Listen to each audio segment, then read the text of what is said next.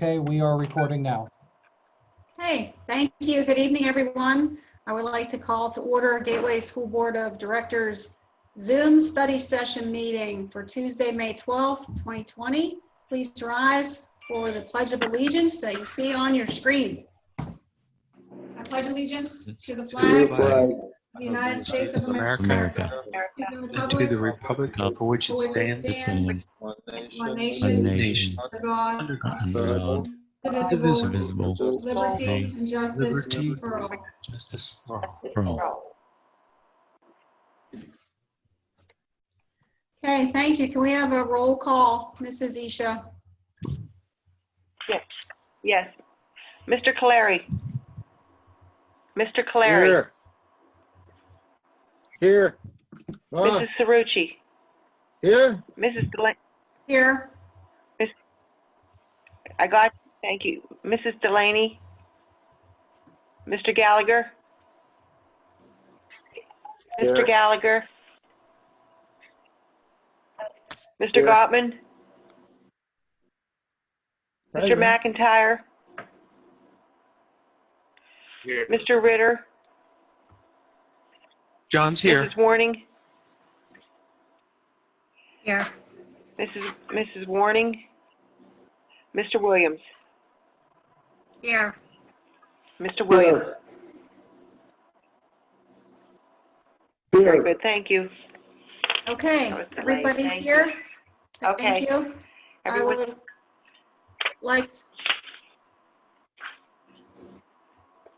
I would just like to report for the record that we had an executive session this evening at 6 o'clock prior to this meeting to discuss contract negotiations.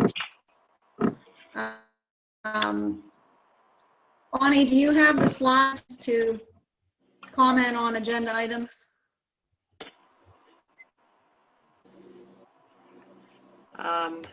yes, I have it here. 1 moment, please. Okay. We'll put that up on the screen. And then while she's getting to that, we can start with section B, bills, financial reports, and budget transfers. All right. Thank you, Mrs. Cerrucci. This evening, I'll be first reviewing the financial reports, and then I'll be having Mrs. Isha put on a PowerPoint presentation that I'll review as well this evening. As far as the financial reports this evening, we'd like to present section B1 list of bills for the month of May 2020 and two section B2s monthly financial statements, one for the month of March and the second for the month of April 2020. And again, as we always do, we will have an additional section B1 list of bills for the month of May to present next week at the regular May board meeting as well. Okay. Did anybody have any questions after reviewing those reports for Mr. Shaw? I have a question.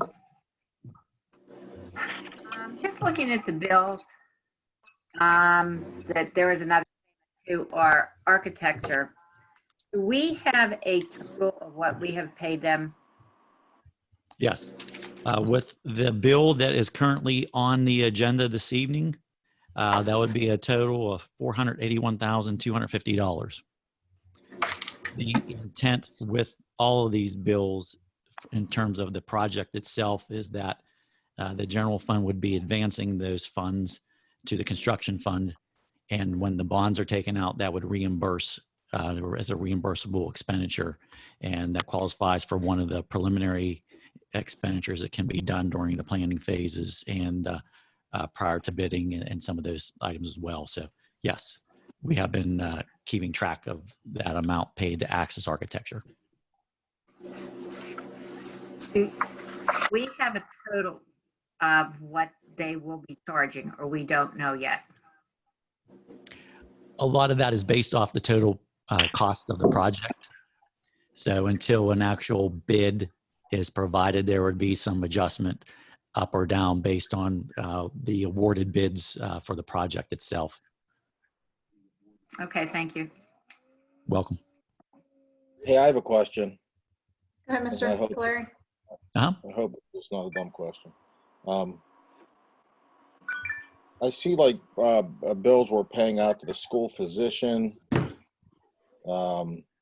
therapists with, if school's not in session, why are we still paying them? Those are still contracted services, particularly for a school physician. That is broken up by 12 payments over the entire course of the fiscal year. Okay. Is it out of line to ask them for a credit? Thank you.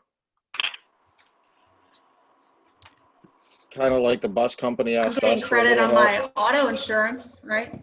My auto insurance is crediting me. Can you go back and ask them for a credit?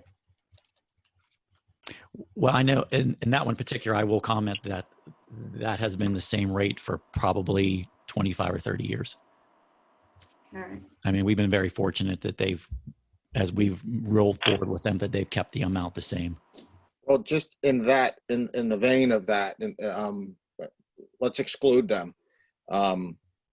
Anybody that we contract like that and it's broken up into 12 payments, is it out of line to ask for, a little reimbursement of that in light of school not being in session at all? I mean, it's unprecedented event here. It would probably depend on the individual circumstances behind some of those. Can't guarantee that there would be those types of negotiations going on for some of those items. Sure, we're Would you like contractually to- obligated, but it doesn't mean people won't do something in good faith. Yeah, I mean, I can meet with Mr. hard to Shutt say. and we can determine if there are any entities worth contacting. If they're not performing a service, I'm not sure that we owe them the money for it if they're not providing some service. If the doctor's already given all the physicals out, then I understand paying him. But if he has to do additional physicals and they haven't been done, and he hasn't incurred any expense, notwithstanding the fact that the rate might have been there for 20 years, you certainly can say, wait a minute, we're not going to do those, so we're not going to pay you that if the service hasn't been performed or the materials delivered. And I'm sure, Paul, you're looking at that kind of thing. Sure, as much as we can for those items. Yep, we just want to try to capture every penny that we can right now. Thank you, Paul. Yep, welcome. Anybody else? Okay, seeing none, we can move to section C, which there aren't any items previously tabled, so that would move us to section D unless there's any comments. Bonnie, have you received any comments have from no residents? Paul, are you going to do your PowerPoint at this time? If we could. Are we still in section B? Yeah, actually. Yes. Yeah, if you could put that, Bonnie, and you could start that slide.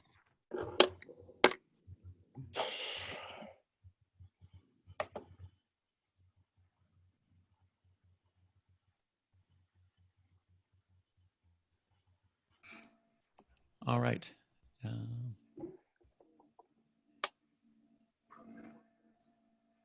I'm not sure if it'll let you start from the beginning of the slideshow or not, Bonnie. Or unless it's easier just to advance them one at a time up at the top there. One at a time. Yeah. Let me get this Click up. on that slideshow tab, Bonnie, That's the one I'm thinking where it's at. right Okay, there. There it is. Okay. Yeah, like if you From go all the way beginning. to the left from beginning, yes. Okay. Great, thank you. And again, this is kind of a little bit of a follow-up from some of the information provided during the April meetings. This evening, we're going to put some numbers, particularly in relation to the district's proposed final general fund budget, which we will encounter in section F in terms of a resolution that is on the agenda specifically related to that. Next slide.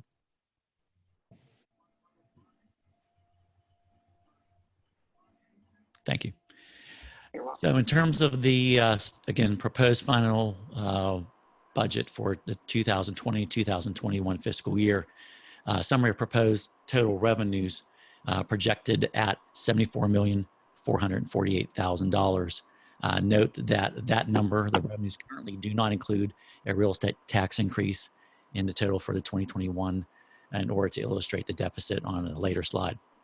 So just taking a look at that and comparing it to the current 1920 budgeted total revenues, decrease of $2,821,000 and revenues were 3.65%. And we'll get into a little bit more of, some of the items that comprise that decrease on the later slide as well.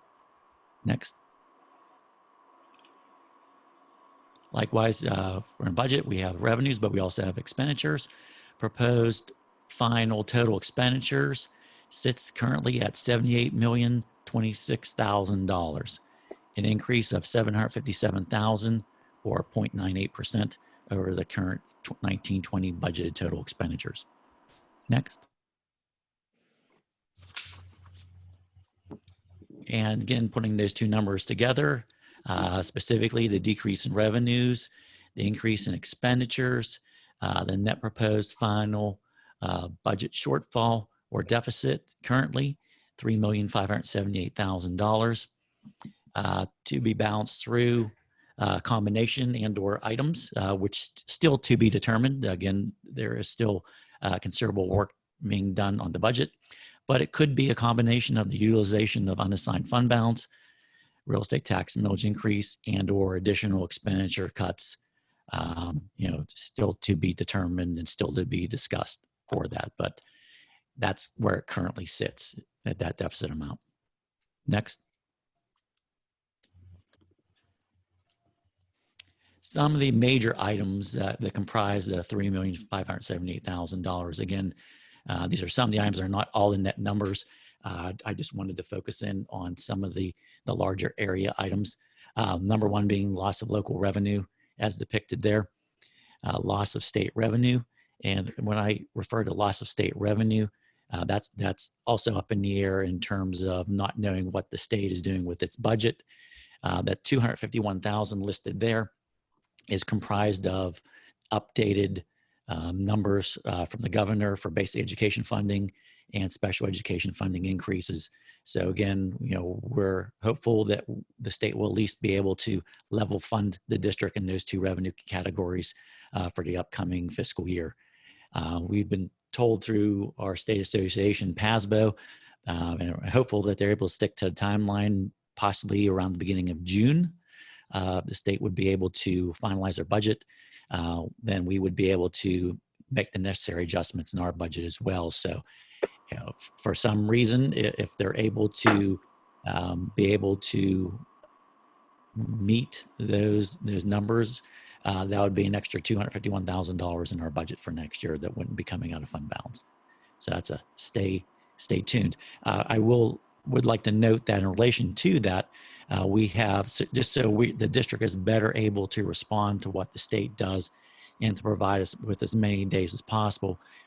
We have moved back the June meetings, the study session to Tuesday, June 23rd, and the regular meeting to Tuesday, June 30th. So we're taking that meeting to the very last day of the fiscal year, the very last day that we're required to approve a budget that day, in the hopes of being able to react better to everything that the state is able to do. Some of the other increases, question. an increase in salaries and wages is depicted. Sure. Yes. The loss of local revenue at 1.3 million. Where did you get that number from? That's comprised of, and I actually have some other slides a little bit later that I get into that a little bit more, but that's across the board. I mean, that's comprised of interest revenue, current real estate taxes, mercantile taxes, de-transfer taxes, delinquent real estate taxes, delinquent local services tax. I mean, everything local revenue that comes into the district, we factored in a decrease to that local revenue. Right. But, So that number could actually go up drastically based on how businesses fare coming out of this pandemic restrictions. potentially, yes. Okay. And like I said, one of the later slides, I show some of the other, some summaries of some other projections that I can get into a little bit more just to show some of the potential swings with that. But yeah, there's definitely a big unknown to that area. Yes. Paul, can you also just kind of let the public know how you come up with these cuts based on COVID-19? Like, didn't you get some guidance from PASBO on where to make the cuts and how, so that when they're looking at your projections, they're wondering, we know Paul Schott is awesome, but how did he get these numbers? Where is he getting this data and these projections from? On the one sheet that we'll take a look at, I'll definitely get into that a little bit more. I actually have that all depicted as Okay. far as some of the scenarios on there. So yeah, I'll definitely be able to address that a little further. Okay. If that's okay. Yep. Okay. Just told us. A lot of data. I mean, definitely a lot of data to try to digest, and there's no doubt about it. Just to kind of drop down on here in terms of some of the other areas, increase in Forbes road tuition. We saw a increase in student enrollment this year, and that's actually projected to increase again next year. So we've had to make an adjustment in the tuition expenditure for those various programs over there. A slight increase That in the increase charter is school because we have tuition. more kids going there. Yes, that's correct. Got it. Yeah, some of those programs are really taking off over there, and there seems to be a large interest from the students in some of those as well. We have some also increase in transportation as depicted there, increase in special education, some decrease in some technology costs based on some different things. Again, just showing some of the net decrease, and decrease in maintenance primarily for capital projects. We've drastically reduced that number down for the upcoming 2021 fiscal year. Next, Bonnie.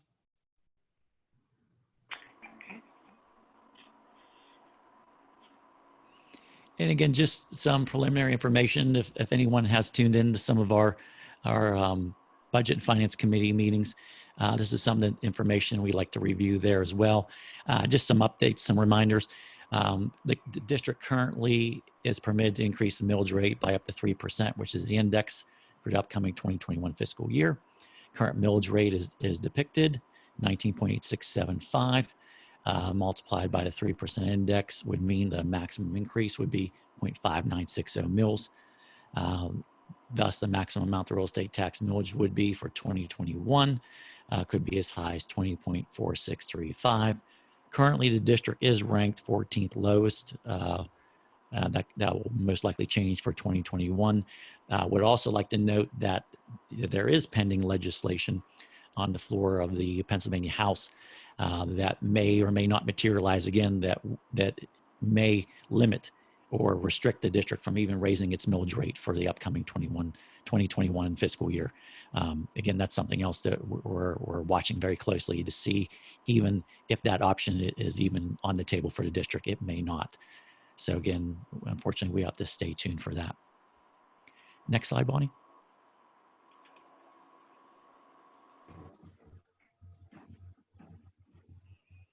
And again, just some more comparison to the current millage rate, what the maximum millage rate would be with the maximum increase. And just to note that, in terms of, exactly what does 0.5960 mils bring in, approximately $1,359,000. But as alluded to before, that amount would be before the calculation of a loss of 1% revenue due to some loss due to the COVID-19 pandemic, which again, I'll address that a little more detail on a later slide with that. But again, just trying to put some information, when you hear 3%, what does that mean in terms of millage? And again, when you hear a millage, what does that mean in terms of actual net dollars that could be derived from that? So again, just some more information to share with everyone out there. Next slide, Bonnie.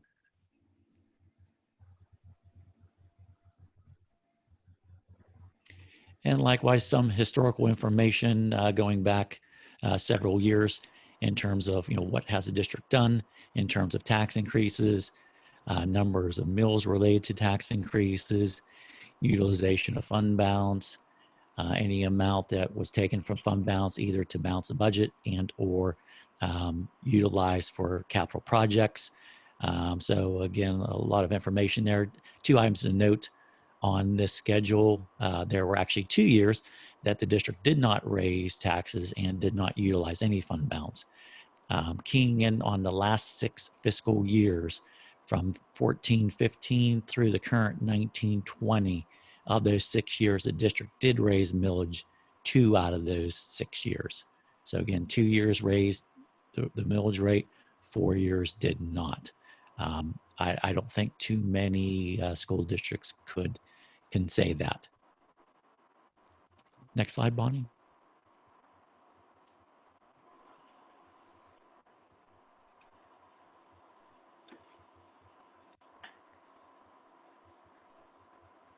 And again, just more information in terms of trying to apply the 3% index and what does that mean based on median taxable values available on the Allegheny County website. Just trying to put dollars with those amounts. So in terms of a Monroeville property valued median value of $108,700, applying a 3% index would be an increase of $64.79 per year, which would equate to about $5.40 per month. Likewise, for a property in the borough of Pitcairn, based on a median taxable value of $34,600, at a 3% index, would be an additional $20.62 per year. And further breaking that down, that would be $1.72 per month. Again, just trying to put some perspective in relation to those same numbers that were shown on previous slides. Next slide, Bonnie.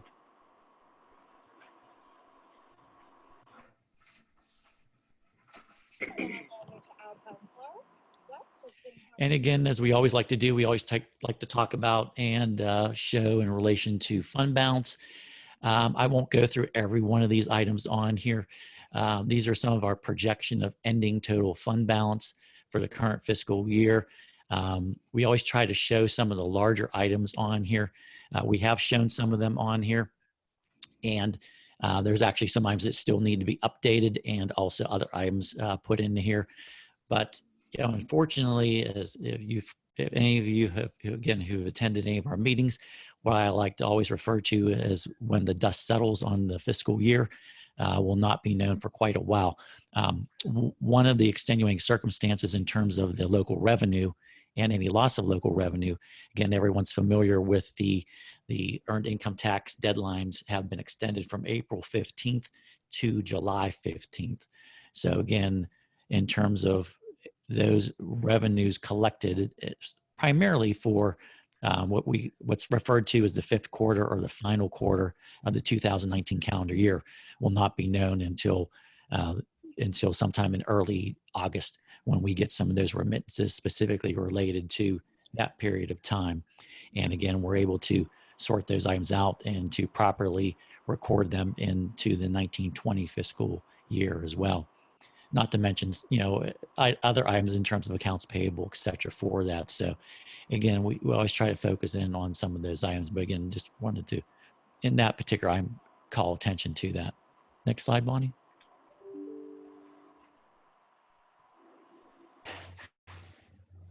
And again, a little bit more of a continuation. We put some things on there, some still to be determined. Again, as far as the actual projected decrease, that's listed currently $2,097,054. That will definitely go up or down.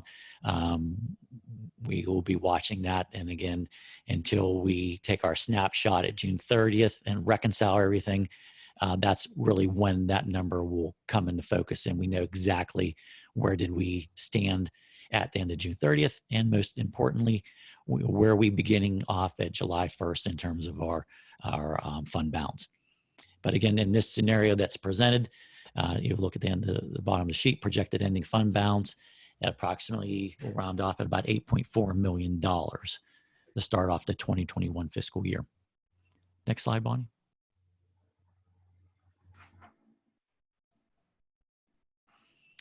And again, just showing the composition of fund balance as it stands currently. Also, there is a resolution on the agenda as well this evening to actually change the composition of the fund balance. We've talked about this before with some of those items, and now is the right time to make some of the adjustments, particularly with a scenario that if we may have to use some of that fund balance, it makes sense to shift a little of that to the unassigned portion that's typically utilized in efforts to balance the fund balance for that. But again, looking at how it currently stands, showing the various three components of the fund balance. And again, just very briefly for everyone, unassigned is specifically available for immediate spend. Non-spendable, in this case, the 1.1 million, that's based off of various prepaid expenditures. That is not immediately available. Committed, that's broken down, and I think I have this slide on the next screen or two. I think I left it in this presentation that shows that breakdown. But again, we'll talk about that a little bit more. But taking that amount, dividing it by where the budget currently stands of today's date, that still shows a fund balance of 10.72%. And again, total recommended to be between 5 and 15%. Next slide, Bonnie.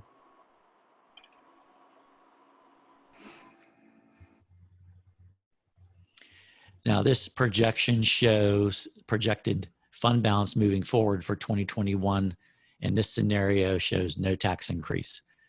So again, breaking down what that deficit as it stands, some capital reserve fund projects that are currently in there for next year, and the remaining portion, which again totals back to the $3,578,000, showing what that does. That would take it as it stands to approximately $4.8 million.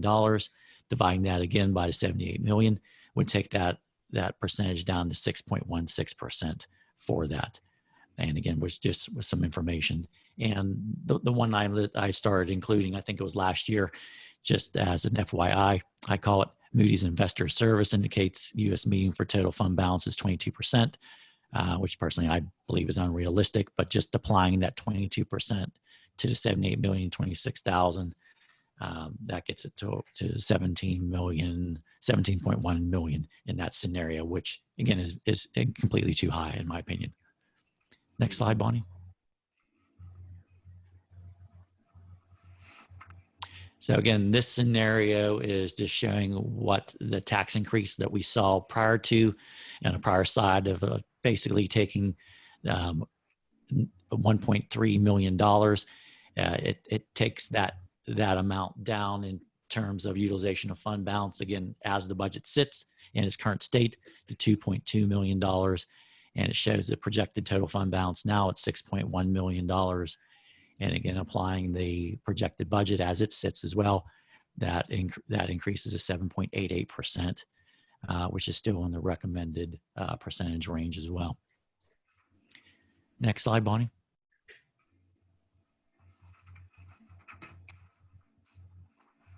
Now, this gets into the slide in terms of the loss of local revenues, as it was alluded to earlier. So PASBO came out with a couple of different scenarios. They took some historical numbers, and as is depicted right there, PASBO loss number 1 scenario and PASBO loss number 2 scenario. What I did based on, and again, every district is different, every situation is different. There's no apples to apples from one district to another district. What I did, I took our numbers and I applied some of the percentages that were in the PASBO scenarios just to see if we utilize those, what would that mean in terms of loss of local revenue? So as you can see from the PASBO number 2 scenario, $2.1 million loss, to the PASBO number 1 scenario of a little over $3 million loss.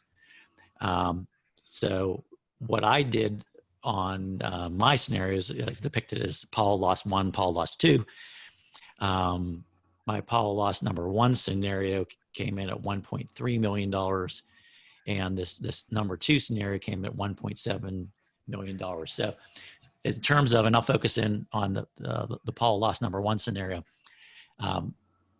a piece of that, approximately $550,000, is comprised of loss of interest revenue. That I calculated, and I also factored in some other loss of local revenue in terms of not coming in quick enough to be able to invest that amount. So I was pretty confident in that number being probably within $25,000 for that. Now, what I did in terms of the rest of it, I utilized 5% based on actually what I thought seemed to be reasonable. Also, I believe it was PSBA at the time had put a blurb out there that Dr. Short and I had even talked about that referenced 5%. Again, no one has a crystal ball. we wanted to try to utilize scenarios without creating too much of an unrealistic doomsday scenario. But again, to also inform that some of these scenarios, we just don't know how they're going to pan out. I also utilized in the number one scenario, 1% reduction in the current real estate taxes as well for that. My Paul loss number two scenario, instead of 5%, I just wanted to see what it would look like with 10% on some of the other items. And I believe, and if I can find the sheet in my PAL items here.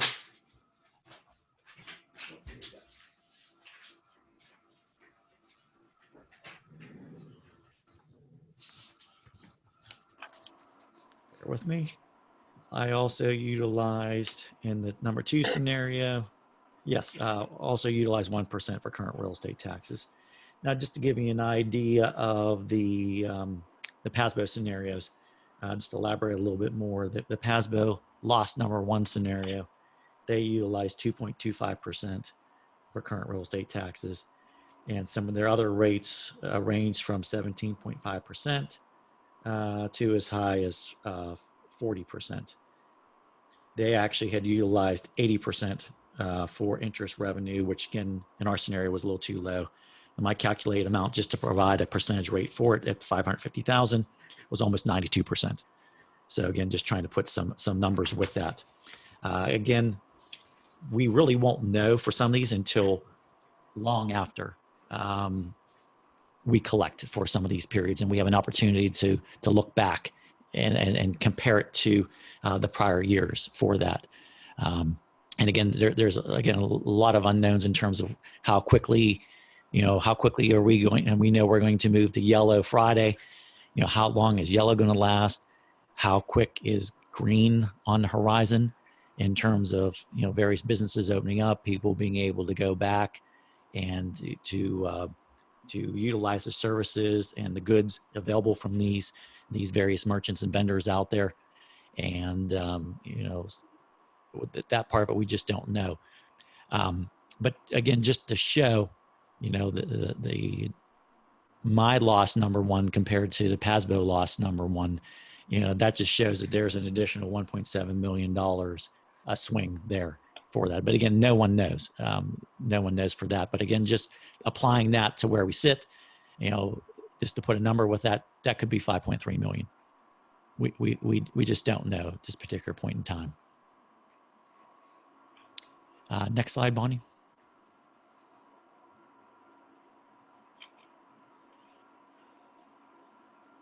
As far as the next steps in the process, again, with some discussions with Dr. Short and some required items through Act 1, what we would like to do is to schedule on Thursday, May 21st, a budget meeting, primarily staffing personnel areas, to do a Zoom meeting as a budget and finance committee meeting to discuss the budget, and followed by the Tuesday, June 2nd, 2020 final public hearing. That's specifically required by Act 1, and that would fulfill that obligation.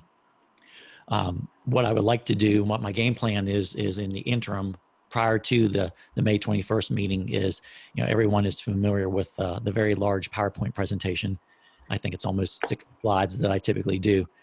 We would not be doing that on the May 21st meeting.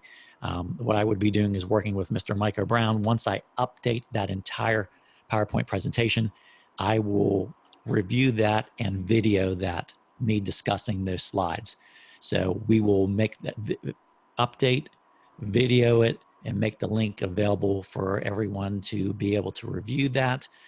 Questions can be asked on May 21st in regards to that. But again, thought that everyone has sat through that is very lengthy, very time consuming, that we would actually do that separately so we could focus on some of the staffing, which again, as we know, comprises up almost 70% of the budget for each fiscal year. Any questions?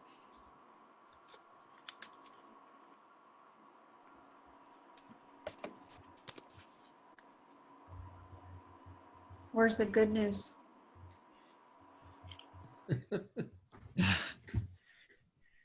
If we can find it, we will share it. I mean, honestly, again, just as a review, we're making adjustments as we typically do this time of year. Some are up, some are down. Trying to react to all the information that is coming in. Some positive, some negative.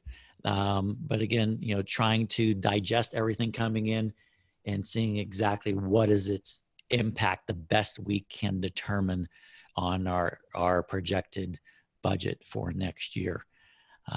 So again, our biggest item, in my opinion, right now is we really need the state to finalize their budget so we can properly react to anything that might be associated with that in terms of revenues, and again, any other types of pieces of legislation that may have some type of an impact on the district's budget moving forward. So that's, again, a very big area. And the sooner, again, that they complete their budget, the sooner that we can complete our budget and have a better picture of where we stand, particularly in terms of state revenues, which for the district accounts of about 26% of our revenue each fiscal year.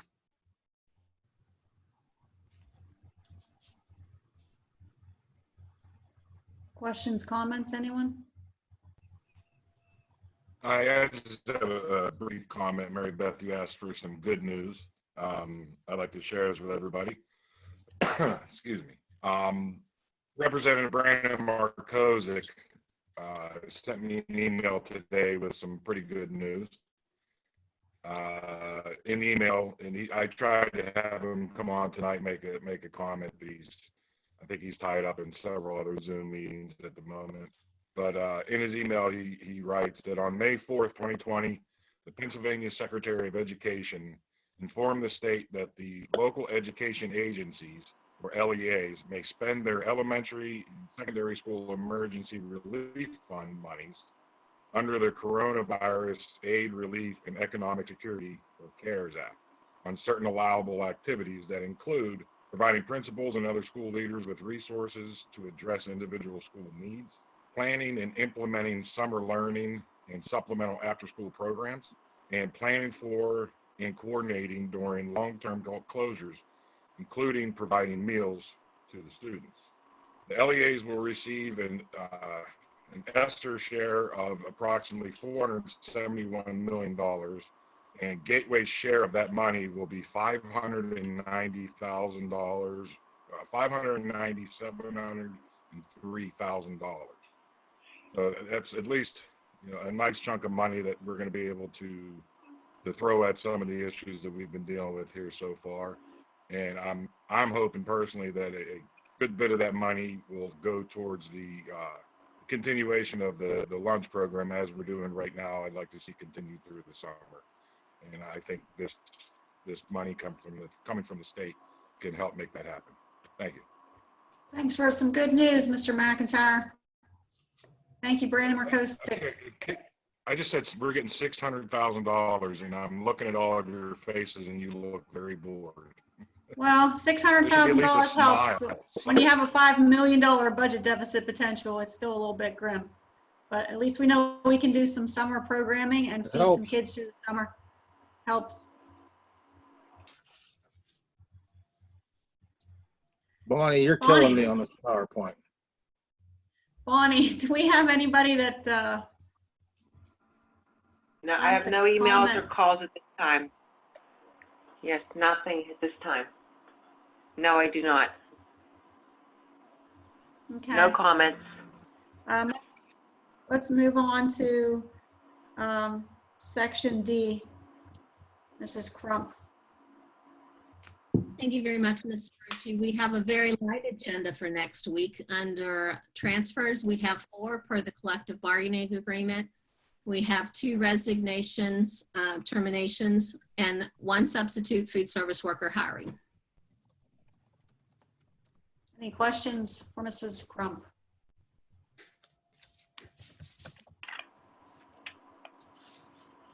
No?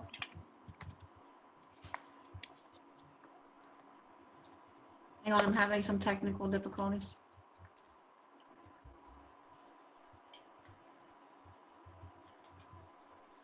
Okay. If there's no questions, we'll move on to section E. Thank I you. don't think there is anything. Do I have a section E? Oh, what a great picture. Oh, my. For some reason, I have section F. I don't have a printout of section E. Is there anything in section E, Bonnie? There's no item section. No, there is not. No items. None. Okay. That's why I don't have it. Section F, administrative resolutions. Dr. Rossi, if you want to take the elementary piece. Sure. That I Item have. number, sure. Item number 1 is the final approval of the textbook for the financial literacy class from Cengage Learning.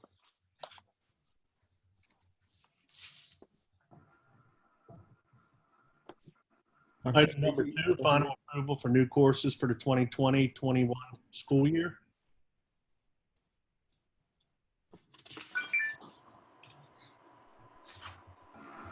Item number 3, final approval for the policies, policy 222, 323, policy 707, policy 805.2, and policy 904.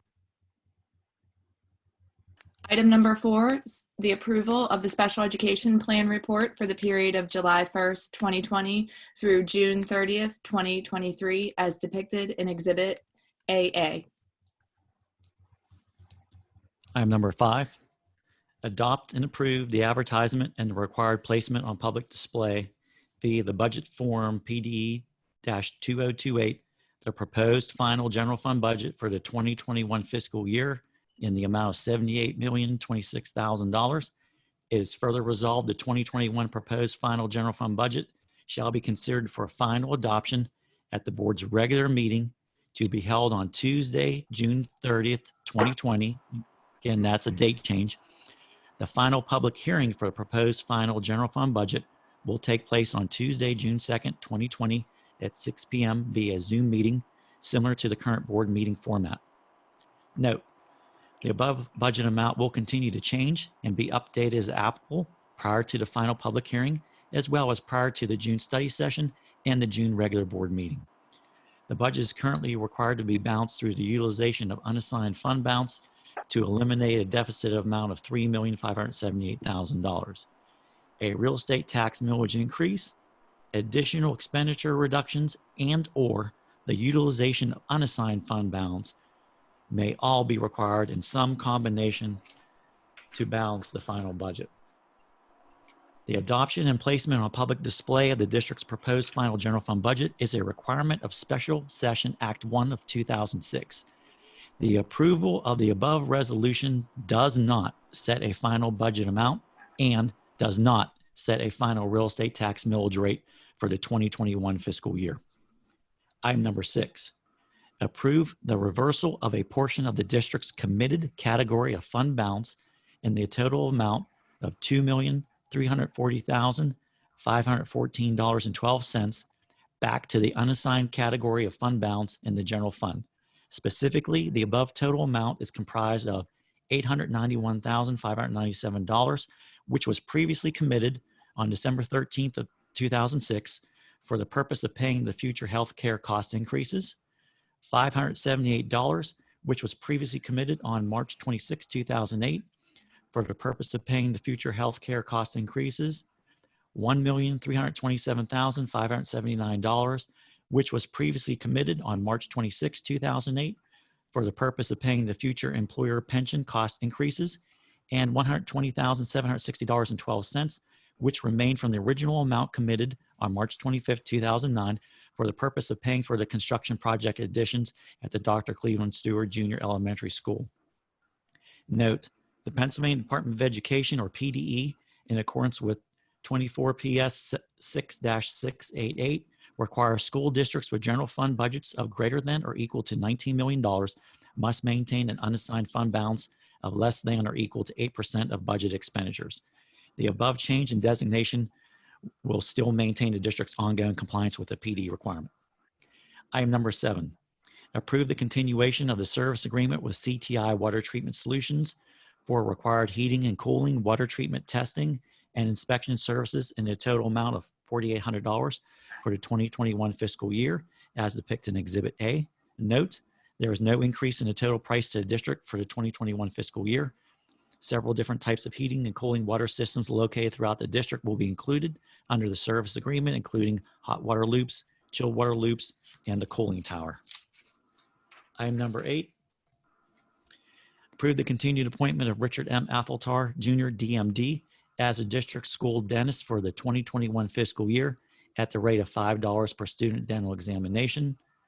And again, Dr. Atheltar will continue to perform the applicable student dental examination services at no increase in the price to the district for the 2021 fiscal year. Item number 9, approve in accordance with section 404 of the Pennsylvania Public School Code, the continued appointment of Paul A. Schott, business manager, as district school board treasurer for a 1-year period commencing July 1st, 2020 through June 30th, 2021. Item number 10, approve in accordance with section 621 of the Pennsylvania School Code, the continued designation of PNC Bank Miracle Mile office as the district's depository of funds for a 1-year period from July 1st, 2020 through June 30th, 2021.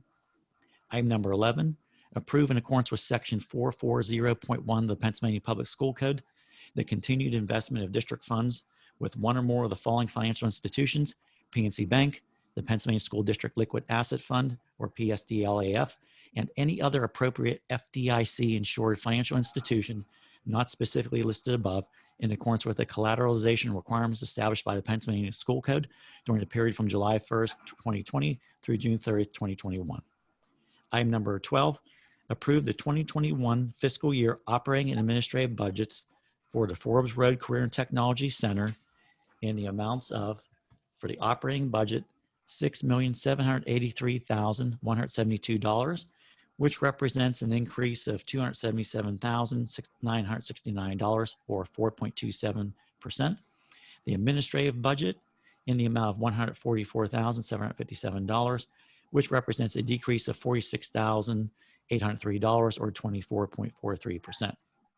Note the district's portion of the administrative budget for the 2021 fiscal year is projected to be $33,095.92. The total combined 2021 fiscal year budget is $6,927,929 and represents an increase of $231,166, or 3.45% over the total combined 1920 fiscal year budget, and that is all depicted in Exhibit B. Item number 13, approve the renewals and premium payments for the following applicable district insurance coverage policy renewals for the 2021 fiscal year as depicted below in Exhibit C as listed below. And again, these are, as we typically do each year, these are about half of the renewals. These rates were already available, so we are moving forward with these rates so we can lock in those amounts and get those items moving for the 2021 fiscal year. Item number 14, approve the final allocation amounts of federal title funds for the 1920 fiscal year for the following programs and amounts as indicated below. And again, those comprised of Title I, Title II, Title III, and Title IV. Item number 15, award the milk and dairy vendor product bid for the milk services and the related food items to Turner Dairy Farms Incorporated for the district's food service department during the 2021 fiscal year, and that's depicted in Exhibit D. Note the district received only one sealed bid from vendors to provide the milk services and the related food items. Item number 16, award the bread and bakery vendor product bid for the bread services and the related bakery food items to Nichols Bakery for the district's food service department during the 2021 fiscal year, as depicted in Exhibit E. Note, the district received only one sealed bid from vendors to provide the bread services and the related bakery food items. Item number 17, approve the extension of the agreement for professional services with Eads Group Incorporated for engineering services in a retainer amount of $150 per month, or $1,800 total for one fiscal year, and other engineering services as required beyond the retainer services at the average hourly rates in effect at the time of the services incurred, including applicable reimbursement expenses during the 2021 fiscal year, and that's depicted in Exhibit F. Note there is no increase in the retainer amount to the district for the 2021 fiscal year. Item number 18, approve the educational services agreement with the Allegheny Intermediate Unit number 3 for the purchase of special education services as applicable during the 2021 fiscal year as depicted in Exhibit G. Note, the district is not obligated to purchase the special education services from the Allegheny Intermediate Unit number 3. The educational service agreement includes the terms and conditions related to the services the district decides to purchase. Item number 19, As we've done in previous months and actually in previous fiscal years, we have items to present this evening that were included in the 2021 fiscal year that we're able to purchase in the 1920 fiscal year. Items that are required, but we're able to purchase now to provide some budgetary relief moving forward in the 2021 fiscal year. Currently this evening, what is depicted is some items for the technology department, 30 Apple iPads and Apple Pencils, and through Apple Inc. and through Edge Repair, 30 Apple iPad cases with protection plans. Those two items total $16,710. It's anticipated at future meeting. I have indicated as placeholders, maintenance department. From discussions with Mr. Bob Brown, we have two small projects that we would like to move forward with that I will note right now. A gutter drain at the front curb at at Gateway High School, and the estimated amount $16,500. And for the maintenance building, a new roof replacement estimated at $22,000. So again, two smaller projects that we would be moving forward with. And again, these two smaller projects would also come out of the preliminary capital reserve fund budget. That's also a part of the transfers are part of the general fund budget currently for that. In terms of the other item listed there, athletic department purchases. Again, I did receive, I just haven't had a chance to update. We have purchases coming that would come out of 2021 that would be made now out of the budget for the athletic account for 1920. Various items that total approximately $53,358.23. And again, just briefly going through some uniforms that are scheduled for rotation for next year. Similar to what we did for last year in 18-19 for 19-20. Again, just being able to move some of those items up now. And again, we'll be able to reduce those items out of next year's budget. So again, some of these amounts that we're able to purchase now will provide us with some budgetary relief moving forward. And again, these are just some items. There will be additional items added even in June as we continue to evaluate and we find out exactly what items we're able to either not do or that we feel strongly enough to bring forward that we definitely need to do these items. So, you know, if at all possible, we will be bringing additional items forward for the board's consideration for that. Finally, item number 20 is the acceptance of district donations received during the 1920 fiscal year. Specifically, the first one from BNY Mellon Community Partnership, $500 check through Jody Price, who's employee BNY Mellon. That's for the support of student activities at Ramsey Elementary School. One item which I will mention now, which will actually be officially on here next time. Jody also was instrumental in getting a $500 check also through BNY Mellon Community Partnership for the Moss Side Middle School. That will also support the student activities. Again, Mrs. Isha and I will make that update, and that second item will also appear at next week's June regular board meeting. Next item listed is from Chick-fil-A/ADDO Institute. $300 check that Marcy Klinger and Don Nicolazzo were instrumental in obtaining for a Student Leader Academy at Gateway High School. And the final item listed is the Friends of Flight 93 Memorial, $3,439.24 check that they will be providing. Joy Mattis was instrumental in that. That would be to pay for the grade 6 field trip to the Flight 93 Memorial for Moss Side Middle School.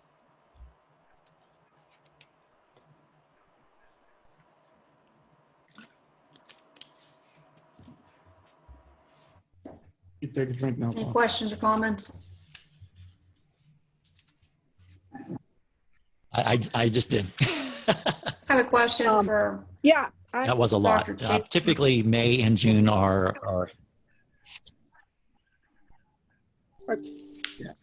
Are you there? Go ahead, Mrs. Delaney. I think she has a Mrs. question. Delaney, you have a Go ahead, question? Susan. Yeah. We're just going back when they were talking about the display of the materials and all. Were they ever able to really have the display of them because of COVID-19?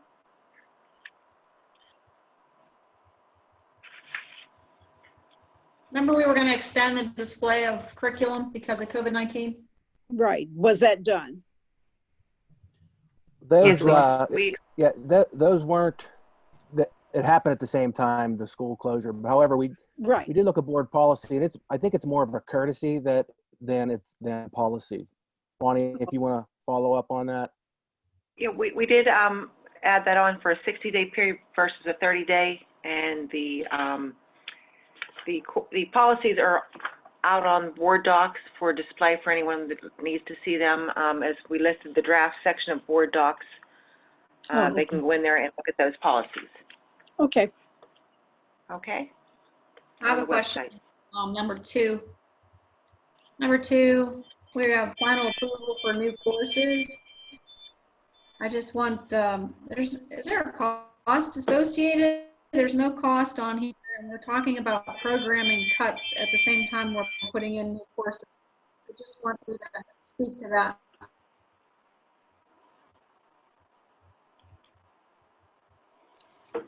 Would that be These for Dr. courses Shaky? would be supplementing what we have traditionally, but yes.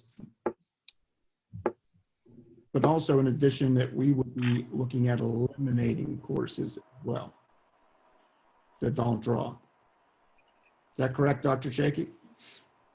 Okay. Yes. I know he's on.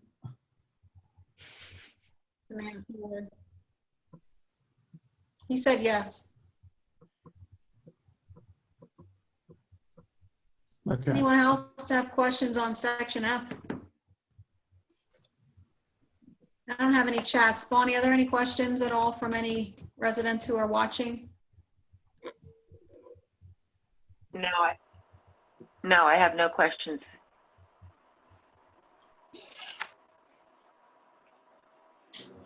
Okay.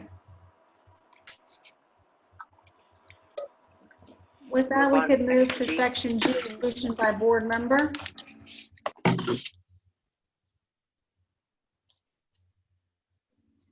Mrs. Ford, is that yours?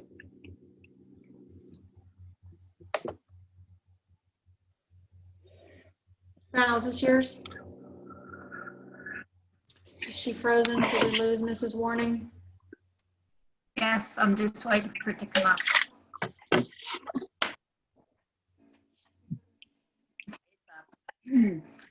This is to resolve that the Gateway Board of Education, the directors approve and authorize as appropriate the following item as listed in section G. Tuesday, May 19th. Where'd it go?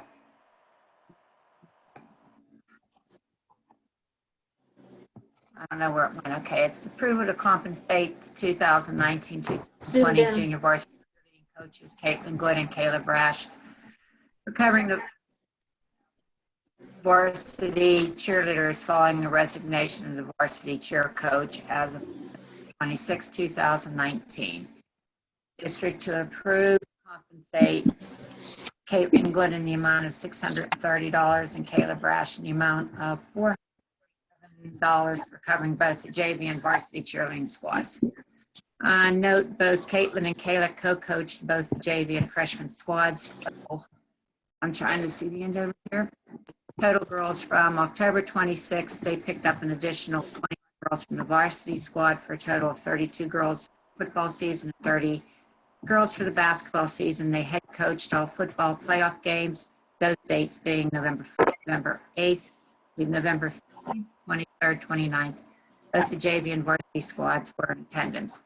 Both Caitlin co-coached all the JV and varsity games for the 2019-2020 basketball season. There were a total of 11 junior varsity games, those dates being December 4th, 10th, 16, January 3rd, 10, 16, 23rd, and 31, February 7th, 8th, and 10th. There were a total of 14 away games, 14 total games, 9 home games, and 5 away games. She played on December 10th, 12th, 13th, 17th. JV games were 3rd, 7th, 10th, 7th, 21st, and 31st, February 7th, 8th, and 10th. Both girls took both cheerleading squads to the playoffs, the boys varsity playoff game on February 17th, and the girls varsity playoff games on the 18th and 22nd. In addition, they held a varsity mini camp on November 16th, 2019, and a junior varsity mini camp for the elementary students on January 25th, 2020. Lastly, they had a varsity cheerleading clinic with the School of the Deaf on November 8th, 2019. Okay, thank you, Caitlin and Kayla. Any questions for Mrs. Warning? Anyone? The quietest board meeting that we've ever had. Okay. Bonnie, are there any comments from residents? No, I have nothing at this time. I have nothing either. All right, let's move on to reports. I think Dr. Short might have some good news to report. You want to go first? Sure. Thank you, Mrs. Cerruti.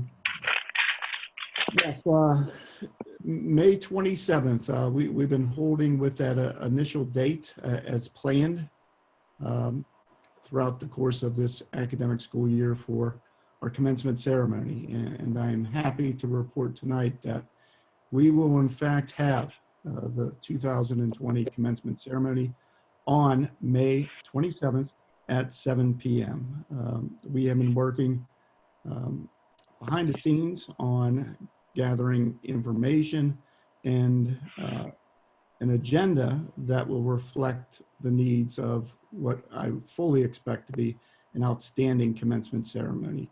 And tomorrow, Mr. Stevens, the high school principal, will be working with me to release information about what will take place.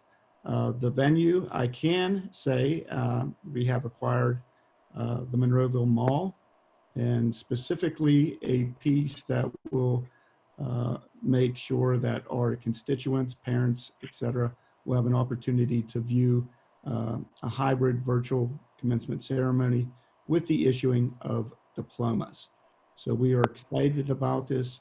More details to come, but you could fully expect that we will release details about the location, access to it, and how it will operate tomorrow. So I'm so happy and excited for our graduates. It's been, needless to say, a difficult period of time with the COVID-19, the loss of the prom, senior awards, but I can assure you that this ceremony will reflect the highest standard we have as the Gateway School District and send off our graduates as they well deserve.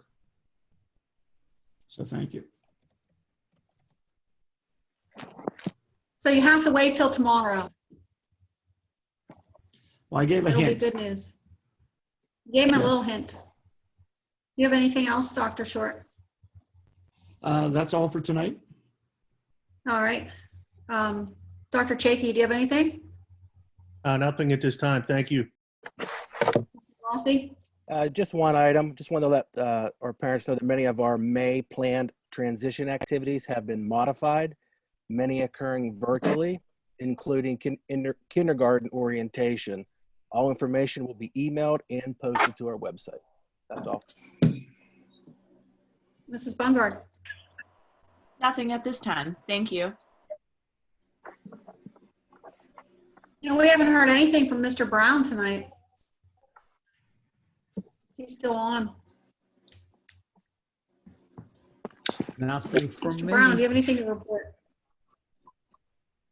Nothing? No, You I just said don't. nothing. Thank you. Nothing tonight. All right. Okay. Mrs. Delaney, we can see you now. I don't know what happened when I switched from Mrs. Delaney. executive. Can you hear me? Can you hear me? Yep.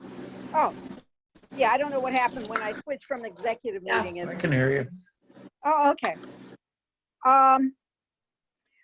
With a lot of the things going on, especially with the killing and the death of Ahmaud Arbery, there was something positive that someone sent me in the news, and that was about Nicholas Johnson, who became young man, 22 years old. Can you see him?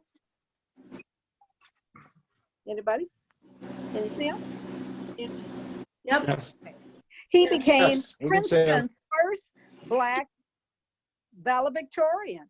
And Princeton is 274 years old because it's one of the schools that was first founded in 1746. But I thought that was really commendable, and I wanted to share that.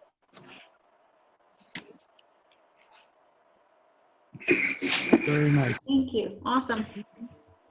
We'll do first tonight. Mrs. Warning, do you have anything?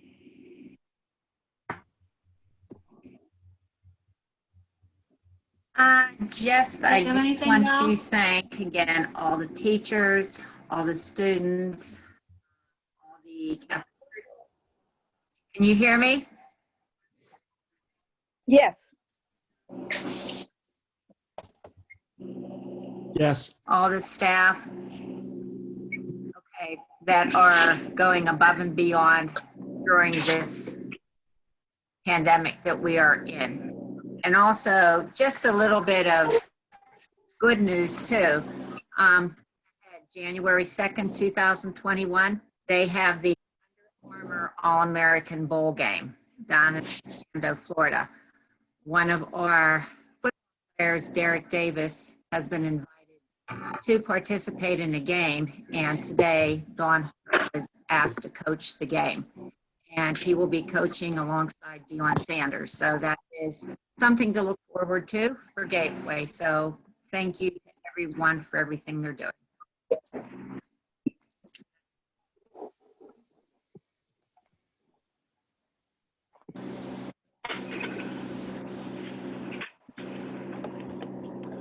Sorry, my dog is barking. Mr. McIntyre, do you have anything? All right, Mary Beth has some background audio issues apparently. Yes, let me know if you guys can hear me. I know we were having some technical difficulties earlier. Anyone? We can hear you good, bud. You seem okay at this point, Rick. I can hear you. We can hear you. Okay, there was nothing but silence. Okay. Obviously, we saw a pretty grim outlook here earlier from Mr. Schott, and as these budget meetings continue and the slideshow gets finalized, I don't see that picture getting much prettier in any real way. So, this is really the first that we're presenting a lot of this to the public. I just want the public to really understand, how serious this budget crisis really is. And, when you're in the positions that we're in as a board, our obligation is to balance the budget, and we only have a limited amount of tools available to do that. The only real way we have to increase revenue is to raise taxes. Now, that's not something any of us ever really take lightly. It's not something any of us ever want to do at any given time. And just speaking for myself, given the current climate economically and with the shutdown here and potentially coming back in the fall, and I just think right now would be almost an unconscionable time to even consider raising taxes on our community. Obviously, you guys are free to decide however you want. So when you if we lose the idea of raising revenue, the only options we have then in our toolbox is to cut expenses. And as we've explained several times, this administration has done a fantastic job over the last number of years of really trimming away and cutting expenses everywhere they can, through capturing positions and eliminating unnecessary redundancies. And unfortunately, because they've been so good at it, that carcass is picked pretty clean. We're down to the bone on that. So in order to cut expenses, unfortunately, we're going to be looking at some pretty heavy and very painful cuts here for the next year or two. And when I say that, I mean there is absolutely nothing that is off the table. We're looking at a potentially a $4 million, $5 million deficit we have to balance. That's a lot of teacher salaries. That is a massive amount of programming. And like I said, nothing's off the table as far as any teaching position, any program or course choice that we don't legally, aren't legally bound to provide for graduation, all of that is on the table. Anything we can cut to save the money is there. Unless we can find another way to reduce our cost. That's really the only option we have in our box. So be prepared for some fairly heavy-handed and very painful cuts, and know that this is not what any of us want to do. I want to see Gateway continue with all of the programming and all of the teachers we have in place right now, and I want to see us continue to grow. But unfortunately, without another measure presented to us to where we can save several $1 million, I just don't see that as being possible moving forward. Thank you. Mr. Ritter, would you like to provide your report? Sure. Are you able to hear me okay, Mary Beth? Yes. Okay, the Pennsylvania School Board Association, that's the PSBA, produced a mandate task force report 2 days ago, and it's out there on the psba.org website. So there are mandates that schools are required to follow. Some of them are funded, some of them are not funded, some of them are partially funded. This is about a 69-page report that goes into the details about how schools are mandated to spend some of their money. So if you have time, go out there and read that. It's a fresh report. Number two, we had the 2020 PSBA Advocacy Day yesterday. It was conducted virtually. Some of the school board members were able to meet with the members of the General Assembly and or their staff. I'll provide a fuller report during next week's regular session. Next, the PSBA's Legislative 2020 platform has been posted to their website, and they're working on next year's legislative platform. The school board, each school board is invited to submit proposals for that legislative platform, and our board can get together and propose and or support positions on legislative issues that will guide their advocacy's efforts. The deadline to do this is Tuesday, June 30th, 2020. So now's a good time for us to get together, scratch our heads, draft, approve, and submit some items in advance of that deadline. And it needs to go through Bonnie, and it cannot come from a single school board member. It's got to be voted on by the entire school board. So let's begin to think through right now if we want to suggest anything that the legislature needs to deal with so that we can toss it into the mix, put it on the table. Next, here's a recommendation from me. In view of the COVID-19 circumstances, perhaps it would be good, when appropriate, to include school nurses in various operational and or planning sessions that may benefit from the nurse's clinical perspective. So I don't know what that would be. For example, let's say that we're going to have a protocol that the students come in and have their temperature taken as they walk in the building using one of those wands. Let's have the school nurse weigh in. Will that work? What's the temperature, normal temperature range of children? Will it slow things down? Will it speed things up? There are many, many things like that where a clinical perspective might be able to help. So I'm making a recommendation that you include the school nurses in that. There were about 832 school nurses on the Pennsylvania Nurses Association conference call a couple of days ago. You should hear the frustration in their voices. Some of them from Philadelphia area haven't been able to see their children for a while. They've been isolated. Some of them very intimately, some family members, colleagues that have died. Other sections of the state, they're ready to go back to work. And there's such tension on those calls between the two divided camps. So we here at the Gateway School District, we're stuck in the middle as well. We want to get back to work. On the other hand, we want to be completely safe.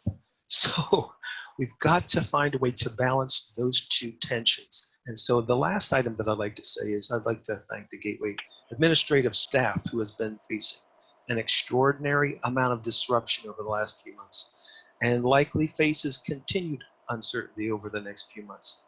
The citizens, the business owners in the district have entrusted this board to select and support key individuals who have a heart for educating their children. And listen, you guys have performed quietly and consistently and admirably.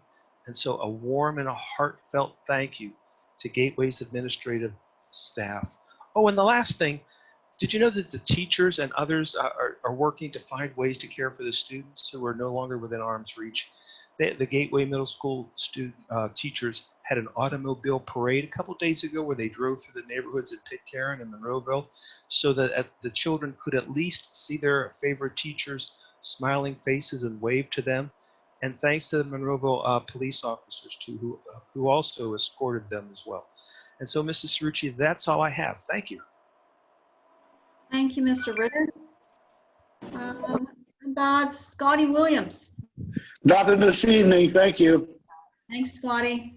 How about Reverend Dr. Scott Gallagher? Yeah, I'll try to be brief. Just to again commend the administration and our teachers and our parents. When this first happened, there were a lot of things that we thought were going to be impossible to overcome, and those have all been overcome, especially with Dr. Short's announcement about commencement being able to be held in a hybrid fashion.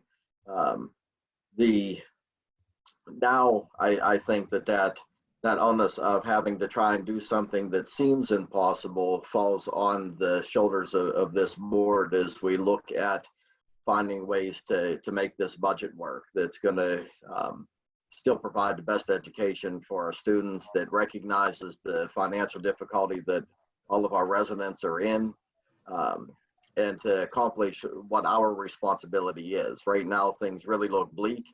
But I'm not a person that wants to dwell in the bleakness of that, and also respect, everything that's going on in everybody's individual's lives, and do not want to create any greater financial hardship for anyone. Now, maybe that's overly optimistic that everything can happen, but I believe back in March, whenever we were hearing about the school closures and things moving forward, there was a bleakness that was in that also. So I just encourage us to try and think out of the box, follow the model that's already been set by us, by our teachers and administrators and our parents, and being able not just to think outside of the box, but live outside of the box temporarily. And I think that we'll be able to find our way through. John briefly mentioned about legislature. The other issue that can help us in that is to let your legislature know that decreasing funding for education is not the place to balance their budget as they move forward. So reaching out and making that known can also help on this end as we care for our students and our community. So I have nothing else tonight. Thank you. No. Sorry, I was muted. That was very well said, Scott. Thank you very much. Mr. Caleri, we haven't heard from you yet. Thank you.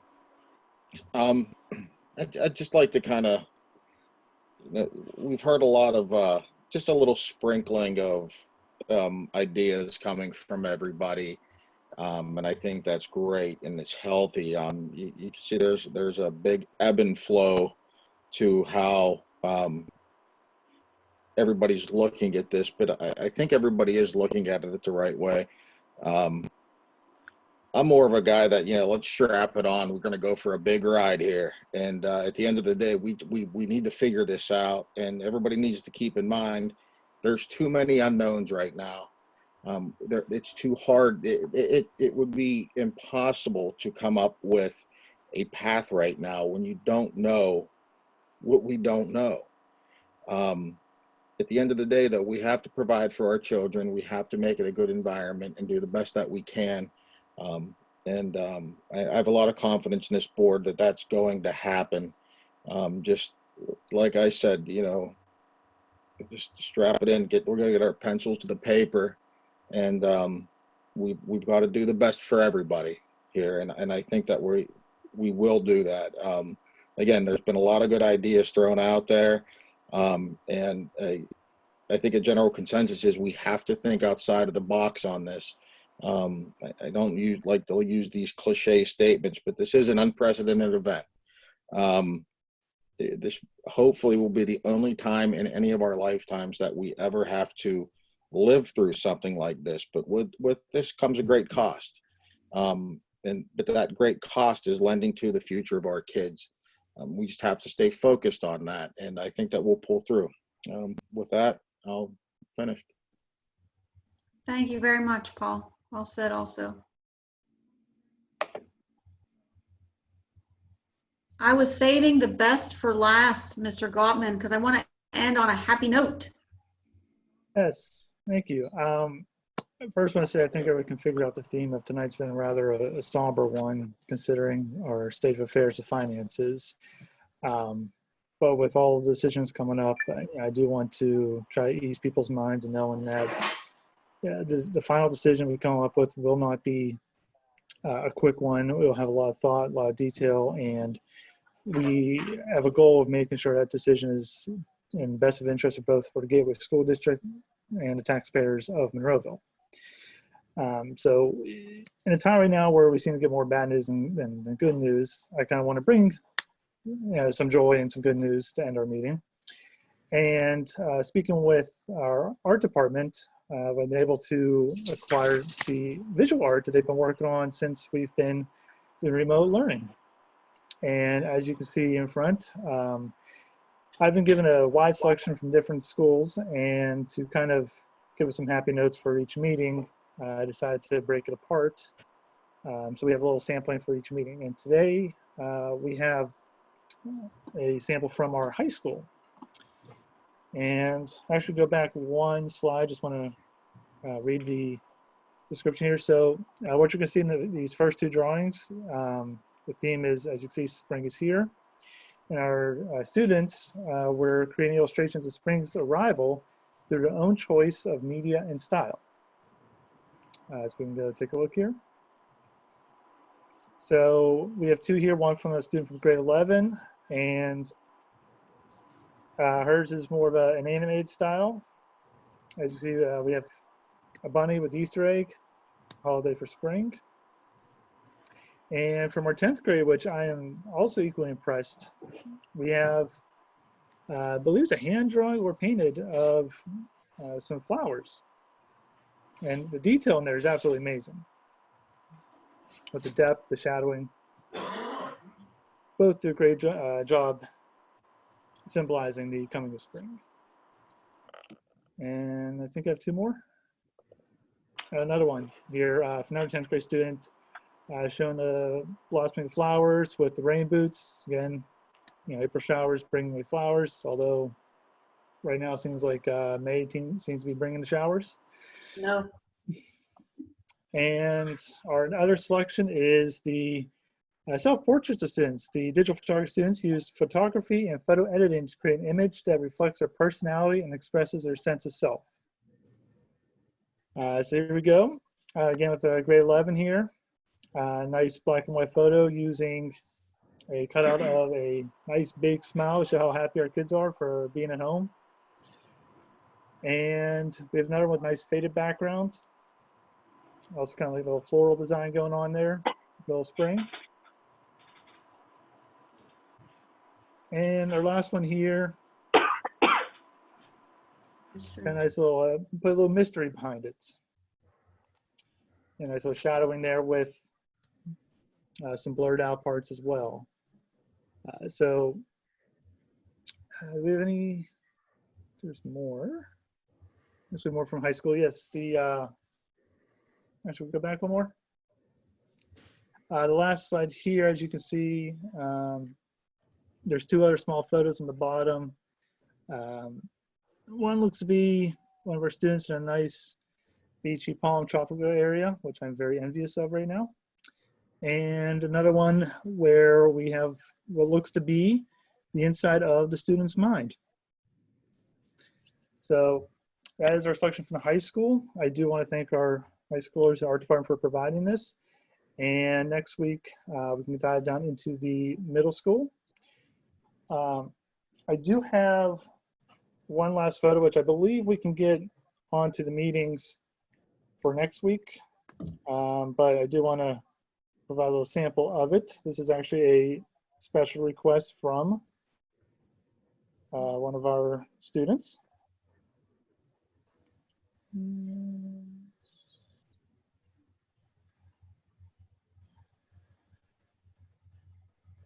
we go. Not sure if anybody can see it, but it's for one of our second graders at Ramsey Elementary, doing a hand drawing of our mascot gator. Yeah, very impressive. We will hope to get on to our meeting next week so we can have a bigger version of it. And for Mr. Ritter, he'd be happy to know that with the ability to have our digital artwork, that we should have the possibility of being able to put it at least on our website on a rotation. And with that, I'd like to end my board report. Thank you very much. That was a great way to end the meeting. Before I ask for a motion to adjourn, I would like to ask Mrs. Bungert and Dr. Short if we need to have another executive session meeting to discuss any litigation. Not at this time, Ms. Rucci. I can provide you an update later this week. Okay, thank you. With that, I would just like to encourage people to continue to tune in to these budget meetings that we're going to be having, because community input is going to be really critical, because we are going to have some really hard decisions to make, and we absolutely desire and welcome community input, because this is your school, this is your community, this is your kids, it's my kids. So please try to participate and stay in the loop on these upcoming budget meetings and give us your input. And with that, I would ask for a motion to. So moved. Second. Motion by, who said that? I did, Paul. Mr. Carreri, second by Mr. Gottman. All those in favor say aye. Aye. Aye. Opposed? Okay, everybody, we're adjourned. Thank you very much for your time. Thank you. Thank you.